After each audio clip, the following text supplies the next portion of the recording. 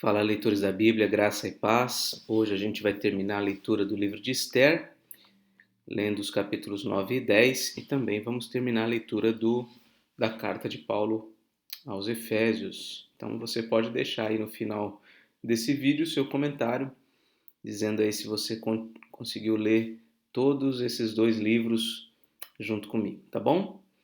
Vamos lá, vamos orar. Senhor, nosso Deus e Pai, abençoa-nos nesta leitura, Senhor. Rogamos a tua bênção, a iluminação do teu Espírito. O Senhor nos auxilie em tudo. Seja, ó Deus, a nossa alegria, Pai. Em nome de Jesus. Amém. Esther 9. No dia 13 do 12º mês, que é o mês de Adar, quando a palavra do rei e a sua ordem deveriam ser executadas, no dia em que os inimigos dos judeus esperavam apoderar-se deles, aconteceu o contrário, pois os judeus é que se apoderaram dos que os odiavam. Nas suas cidades, em todas as províncias do rei Assuero, os judeus se reuniram para atacar aqueles que queriam destruí-los. E ninguém podia resistir-lhes, porque o terror que inspiravam caiu sobre todos aqueles povos. Todos os oficiais das províncias, os sátrapas, os governadores e os oficiais do rei, auxiliavam os judeus porque o temor de Mordecai tinha caído sobre eles. Porque Mordecai era grande na casa do rei e a fama dele se espalhava por todas as províncias, o seu poder ia aumentando cada vez mais. Assim, os judeus mataram todos os seus inimigos a golpes de espada, matando, destruindo e fazendo com os seus inimigos o que bem quiseram. Na cidadela de Suzã, os judeus mataram e destruíram 500 homens. Mataram também Parsandata, Dalfon, Aspata, Porata, Adália, Aridata, Farmasta, Arizai, Aridai, Vaizata, que eram os 10 filhos de Amã, filho de Amedata, o inimigo dos judeus. Porém, no despojo não tocaram. No mesmo dia, o rei foi informado do número dos mortos na cidadela de Suzã. O rei disse à rainha Esther: na cidadela de Suzã, os judeus mataram e destruíram 500 homens e os 10 filhos de Amã. E nas demais províncias do rei, o que será que fizeram? E agora, qual é o seu pedido? Peça e lhe será dado. Você tem algum outro desejo? Será concedido. Então Esther disse: se for do agrado do rei, permita aos judeus de Suzã que também amanhã façam, segundo o decreto de hoje, e pendurem em forca os cadáveres dos 10 filhos de Amã. Então o rei ordenou que assim se fizesse. Um decreto foi publicado em Suzã e os cadáveres dos 10 filhos de Amã foram pendurados na forca. Os judeus de Suzã se reuniram também no dia 14 do mês de Adar e mataram 300 homens em Suzã. Porém, no despojo não tocaram. Bom, uma mortandade terrível. Segundo o decreto de Amã, ou do rei Assuero, por influência de Amã, os judeus deveriam ter sido atacados e exterminados naquele dia, mas houve uma reviravolta. De modo surpreendente, Deus mudou o curso da história para livrar o povo judeu. E eles é que neste dia determinado acabaram então por matar e acabar com seus inimigos. Numa quantidade provavelmente bem inferior, de mortes do que se os judeus tivessem realmente sido exterminados. Não que os judeus foram bonzinhos e enfim, tiveram misericórdia, não é isso que eu estou dizendo, mas a quantidade de inimigos, de pessoas ali diretamente inimigas dos judeus, provavelmente foi um número menor. Na cidade de Suzã, por exemplo, foi apenas 500 no primeiro dia e 300 no segundo dia. E aí nós temos a festa do Purim. Também os demais judeus que viviam nas províncias do rei se reuniram e se organizaram para defender a vida e se livrar dos seus inimigos. Mataram 75 mil dos que os odiavam. Está aí o total. 75 mil dos que o odiavam, porém no despojo não tocaram. Isto aconteceu no dia 13 do mês de Adar. No dia 14 descansaram e fizeram dele um dia de festa e de alegria. Mas os judeus de Suzã se reuniram nos dias 13 e 14 do mesmo mês, descansaram no dia 15 e fizeram dele um dia de festa e de alegria. Por isso, os judeus das vilas que moram nas aldeias do campo fazem do dia 14 do mês de Adar um dia de alegria, de banquetes e de festa, e um dia em que mandam presentes uns aos outros. Eu estava há pouco assistindo um vídeo de uma assembleia pública que aconteceu no contexto do Congresso Nacional. O deputado federal Kim Kataguiri, ele entrou com uma proposta de estabelecer como parte do calendário oficial nacional 2 feriados pertinentes ao calendário judeu. Um que é o dia do Ano Novo judeu e o outro que é a festa do Yom Kippur, que é o dia do perdão. Eu esqueci o nome da festa do Ano Novo dos judeus. Essa é uma proposta que ela tem em vista, na minha visão, né, apenas assim trazer a noção de que o povo de Israel faz parte da diversidade brasileira. O Brasil tem tantas datas aí no nosso calendário que no mínimo, vamos dizer assim, representam a inclusão, né? Como o feriado de 20 de novembro da Consciência Negra. Tem um dia também que eu vi aqui no calendário, é o Dia da Mulher. Deixa eu ver se eu acho aqui. Tem o Dia do Saci. Não sei se eu vou conseguir encontrar aqui rapidamente. Mas é curioso aqui, eu queria ler aqui, vocês já devem ter visto isso. Aqui, ó, dia 25 de julho, Dia da Mulher Negra, Latino-Americana e Caribenha. Tá aqui no calendário. Bom, o fato é que os judeus, eles são historicamente alvos de preconceito, né? E o Kim Kataguiri, na sua fala, ele fala uma coisa interessante, né? A questão das saudações. Quando nós brasileiros saudamos uns aos outros, né, geralmente a gente se refere à saúde, né?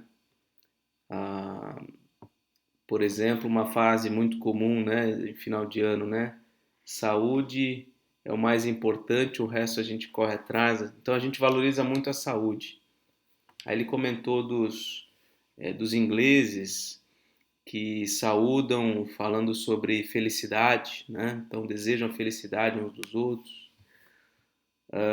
Os japoneses, ele fez uma menção lá, eu não entendi muito bem, e ele falou que os judeus, eles saúdam a vida, porque os judeus historicamente lutam pela vida, né? O Holocausto é um exemplo de como os judeus sempre foram alvos de muito ódio, né? Então, aqui é interessante no versículo 16. Também os demais judeus que viviam nas províncias do rei se reuniram e se organizaram para defender a vida. Defender a vida. E isso que aconteceu recentemente, os recentes ataques, né, terroristas, mostram isso mesmo. Como o povo judeu é alvo desses ataques. E é muito triste ver isso acontecendo. Então, apenas uma breve, né, colocação a respeito disso, para ver como é um problema histórico. Eu não estou aqui associando o povo judeu atualmente como o povo de Deus, né? À luz do Novo Testamento, nós sabemos que o povo de Deus é aquele que se une pela fé em Cristo Jesus. Não mais um povo étnico, mas um povo unido por laços espirituais. Mas nesse contexto aqui do livro de Esther, sim, os judeus eram um povo de Deus, né? A nação escolhida de Deus, e Deus preservava de modo especial aquela nação. Né? Mas assim como os judeus ou qualquer outro povo, a gente acaba tendo, né, uma afeição particular pelo povo judeu justamente pela história bíblica, né, que a gente lê e tudo que a gente vê nas escrituras. Mas qualquer outro povo, né, que fosse oprimido, que fosse alvo de tantos ataques, né, a gente deveria desenvolver compaixão também, porque o ódio, a violência realmente nos incomodam bastante, né? E você vê que aqui os judeus eles aproveitaram aqueles dias, né, para realmente atacar os seus inimigos, matar os seus inimigos, aqueles que eram contra eles. E é da mesma forma hoje, né? O povo de Israel está se vingando dos seus inimigos. E creio que deve fazê-lo mesmo, né? Ainda mais se tratando de uma organização terrorista, né? E é triste ver como as narrativas vão tentando minimizar o terror que foi imposto sobre o povo judeu e como isso poderia avançar sem uma medida dura da parte de Israel. E é triste ver quantos países têm se posto contra, né, as ações de Israel. Embora não estou dizendo que Israel seja santinho em tudo, né? Certamente eles também têm os seus excessos e os excessos não devem ser apoiados, com certeza, né? Bom, feitas essas colocações, vamos continuar aqui, meus irmãos. Mordecai escreveu estas coisas e enviou cartas a todos os judeus que moravam em todas as províncias do rei Assuero, aos de perto e aos de longe, ordenando-lhes que comemorassem o dia 14 do mês de Adar e o dia 15 do mesmo mês, todos os anos, como os dias em que os judeus se livraram dos seus inimigos, o mês em que a tristeza virou alegria e o luto se transformou em festa, e que esses fossem dias de festa e de alegria, de troca de presentes e dádivas aos pobres. Essa reviravolta, né? O dia em que os judeus se livraram dos seus inimigos. Certamente um dos propósitos do livro de Esther é mostrar isso. O povo de Deus, seja ele judeu, enfim, o povo escolhido de Deus, nós, escolhidos do Senhor, povo exclusivo de Deus de todas as nações, nós estávamos destinados à morte e Deus soberanamente intervém na história e muda o curso da história, nos dando a vida através do sacrifício de seu filho. E Esther representa essa figura de alguém que intercede, alguém que arrisca a sua própria vida. No caso de Cristo, ele entrega a sua própria vida. No caso da Esther, ela arrisca a sua própria vida em favor do seu povo. Então, o Esther é um livro altamente evangelístico e aponta de muitas maneiras para o Evangelho, para a pessoa de Cristo. Assim, os judeus aceitaram como costume o que naquele tempo haviam feito pela primeira vez, segundo Mordecai lhes havia ordenado por escrito. Porque Amã, filho de Amedata, ou Agagita, inimigo de todos os judeus, tinha planejado destruir os judeus e tinha lançado o pur, isto é, sortes, para os assolar e destruir. Mas Esther foi falar com o rei, e ele ordenou por cartas que o plano perverso de Amã, que ele tinha elaborado contra os judeus recaísse sobre a própria cabeça dele e que ele e os seus filhos fossem enforcados. Por isso, esses dias são chamados de Purim, do nome Pur, né? Pur, que quer dizer sorte. Daí, por causa de todas as palavras daquela carta e do que testemunharam e do que lhes havia acontecido, os judeus decidiram que eles mesmos, os seus descendentes e todos os que viessem se juntar a eles não deixariam de comemorar estes 2 dias, segundo o que se havia escrito a respeito deles no tempo marcado todos os anos. O que estes dias seriam e que esses dias seriam lembrados e comemorados geração após geração por todas as famílias, em todas as províncias, em todas as cidades, e que estes dias de Purim jamais iriam desaparecer entre os judeus e que a memória deles jamais se extinguiriam entre os seus descendentes. Então a rainha Esther, filha de Abiail, e o judeu Mordecai escreveram com toda a autoridade uma segunda carta para confirmar a carta de Purim. Mandaram cartas a todos os judeus, às 127 províncias do rei Assuero, com palavras amigáveis e sinceras, para confirmar esses dias de Purim, nos seus tempos determinados, como o judeu Mordecai e a rainha Esther lhes haviam ordenado, e como eles mesmos já o tinham estabelecido sobre si e sobre a sua descendência, a respeito do jejum e do seu lamento. E o decreto de Esther estabeleceu estas particularidades de Purim e se escreveu no livro. Capítulo 10 e último do livro de Esther. Depois disto, o rei Assuero impôs tributos sobre a terra e sobre as terras do mar. Quanto aos demais atos do seu poder e do seu valor, e ao relatório completo da grandeza de Mordecai, a quem o rei exaltou, não está tudo escrito no livro da história dos reis da Média e da Pérsia? Pois o judeu Mordecai foi o segundo depois do rei Assuero, e grande para com os judeus, e estimado pela multidão de seus irmãos, tendo procurado o bem-estar de seu povo e trabalhado pela prosperidade da sua nação. Mordecai também tem uma representação importante aqui, com algumas possíveis associações com a vida e a obra de Cristo Jesus.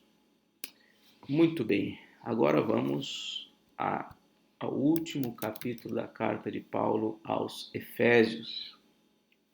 Ele já falou no finalzinho do capítulo sobre a questão do marido e da sua esposa. Agora ele vai falar sobre filhos e pais. Filhos, obedeçam a seus pais no Senhor, pois isto é justo. Honre o seu pai e a sua mãe, que é o primeiro mandamento com promessa, para que tudo corra bem com você e você tenha uma longa vida sobre a terra. E vocês, pais, não provoquem os seus filhos a ira, mas tratem de criá-los na disciplina e na admoestação do Senhor. Quanto a vocês, servos, obedeçam aos seus senhores aqui na terra com temor e tremor, com sinceridade de coração, como a Cristo, não servindo apenas quando estão sendo vigiados, somente para agradar pessoas, mas como servos de Cristo, fazendo de coração a vontade de Deus. Sirvam de boa vontade, como se estivessem trabalhando para o Senhor e não para as pessoas, sabendo que cada um, se fizer alguma coisa boa, receberá isso outra vez do Senhor, seja servo, seja livre. E vocês, senhores, façam o mesmo com os servos, deixando as ameaças, sabendo que o Senhor, tanto deles como de vocês, está nos céus e que ele não trata as pessoas com parcialidade. Quanto ao mais, sejam fortalecidos no Senhor e na força do seu poder. Vistam-se com toda a armadura de Deus para poderem ficar firmes contra as ciladas do diabo. Porque a nossa luta não é contra o sangue e a carne, mas contra os principados e as potestades, contra os dominadores deste mundo tenebroso, contra as forças espirituais do mal nas regiões celestiais.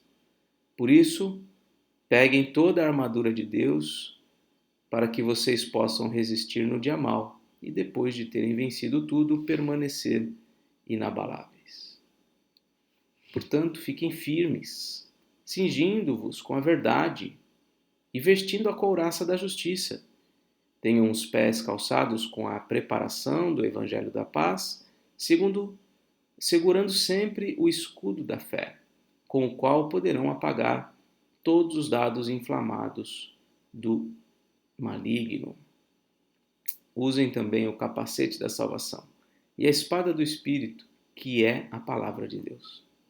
Orem em todo o tempo no Espírito, com todo tipo de oração e súplica, e para isto vigiem com toda perseverança e súplica por todos os santos. E orem também por mim, para que, no abrir da minha boca, me seja dada a palavra, para com ousadia tornar conhecido o mistério do Evangelho, pelo qual sou embaixador em cadeias, para que em Cristo eu seja ousado para falar como me cumpre fazer. E para que saibam como estou e o que estou fazendo, Tíquico, o irmão amado e fiel ministro do Senhor, lhes dará todas as informações. Eu estou enviando a vocês com esta finalidade, para que conheçam a nossa situação e para que ele console o coração de vocês. Paz seja com os irmãos e o amor com fé, da parte de Deus Pai e do Senhor Jesus Cristo. A graça esteja com todos os que amam sinceramente o nosso Senhor Jesus Cristo. Amém. Bela carta, muito importante, muito rica, né, de ensinamento, de orientações para a nossa vida. Que Deus te abençoe, um forte abraço e até mais, se Deus quiser.